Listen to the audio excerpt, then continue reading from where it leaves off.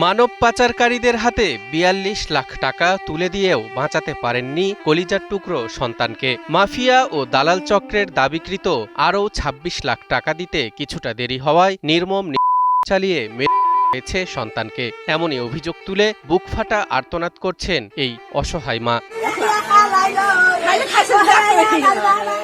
ইকবাল মাতবর পরিবারের মুখে একটুখানি হাসি ফোটানোর জন্য যেতে চেয়েছিলেন ইউরোপের দেশ ইতালিতে। প্রায় ১ বছর আগে দালালদের সঙ্গে চুক্তি হয়েছিল ২২ লাখ টাকায় নিরাপদে পৌঁছে দেওয়ার। কিন্তু ইতালির সেই রঙিন স্বপ্নের আড়ালে যে অপেক্ষা করছিল এক ভয়ঙ্কর ফাঁদ, তাই পরিবারের কেউ টের পায়নি।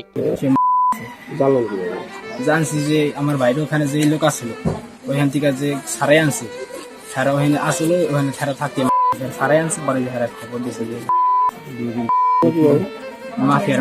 ইউরোপে পাঠানোর নামে তাকে নিয়ে যাওয়া হয় লিবিয়ার এক অন্ধকার বন্দিশালায়। সেখানে কোনো মানুষ ছিল না, ছিল শুধুই পিশাচরূপী দালাল আর মাফিয়া চক্র।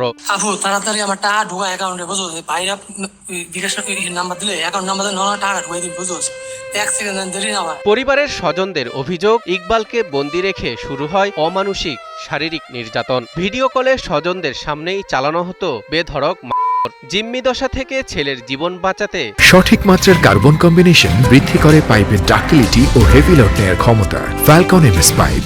ধার দেনা করে মাফিয়া চক্রের কাছে পাঠানো হয় আরও ২০ লাখ টাকা। আবু তাড়াতাড়ি তুই যা করো তাড়াতাড়ি কর, আবু তুই তো আমার পাওয়ার একটা ঠিক নেবা, সব ভেঙে গেছে, বুঝোস, দ্রুত কর, যা কর দ্রুত কর, বুঝোস আবু, তোর পা দিলে দ্রুত কর।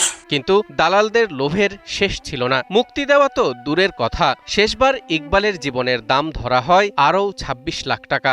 ঋণে জর্জরিত দরিদ্র পরিবারটি আর এত টাকা জোগাড় করতে পারেনি। টানা নির্মম নির্যাতনের এক পর্যায়ে গুরুতর অসুস্থ হয়ে মৃত্যুর কোলে ঢলে পড়েন ওই তরুণ।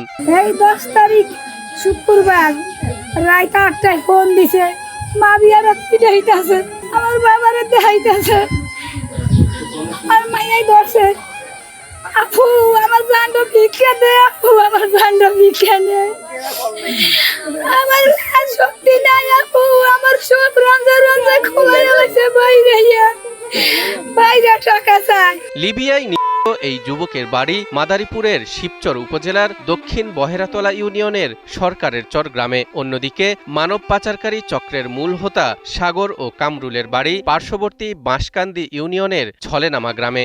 আমি টাকা পয়সা সাগরের কাছে চাই না, আমার ছেলে ফেরত চাই। এই ঘটনায় ক্ষোভে ফেটে পড়েছেন স্থানীয়রা। দোষীদের গ্রেপ্তার, দৃষ্টান্তমূলক শাস্তি এবং ইকবালের দ্রুত দেশে ফিরিয়ে আনার দাবি জানিয়েছেন স্বজনরা। আমরা তার জন্য সরকার এবং দেশের মানুষের কাছ থেকে, সরকারের কাছ থেকে আমরা চাই যে এটার সাথে যারা জড়িত, যে ক্রিমিনালরা জড়িত, মাফিয়ারা জড়িত, তাদেরকে আইনের আইনে কঠোর বিচার করা। এদিকে ঘটনা জানাজানি হওয়ার পর থেকে অভিযুক্ত সাগর ও কামরুল গা ঢাকা দিয়েছেন। মুঠোফোনে যোগাযোগের চেষ্টা করা হলেও তাদের কোনো বক্তব্য পাওয়া যায়নি।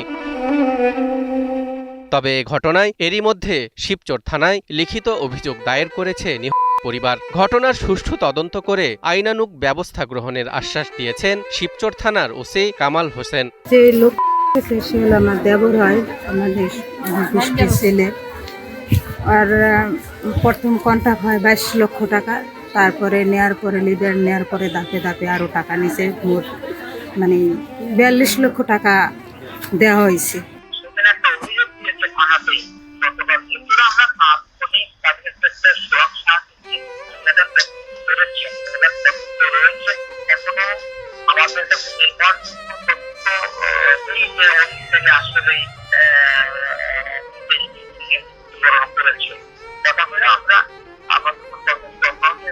লিবিয়া রুটের এই রক্ত দালাল ও মাফিয়া চক্রকে থামানো না গেলে আজ যে কফিন ইকবালের বাড়ি পৌঁছাচ্ছে, কাল হয়তো সেখানে যুক্ত হবে অন্য কোনো মায়ের সন্তানের নাম। তাই এখনই এদের বিরুদ্ধে কঠোর আইনি ব্যবস্থা নেওয়ার দাবি জানিয়েছেন স্বজনরা। কারো মায়ের বুক যেন এভাবে খালি না করে এই মানব পাচারকারীরা, কারো মায়ের বুক এভাবে না খাওয়াইয়া পিটাইয়া হাত পা বাইন্ধা অত্যাচার করে, কারো মায়ের বুক যেন আর খালি না করে।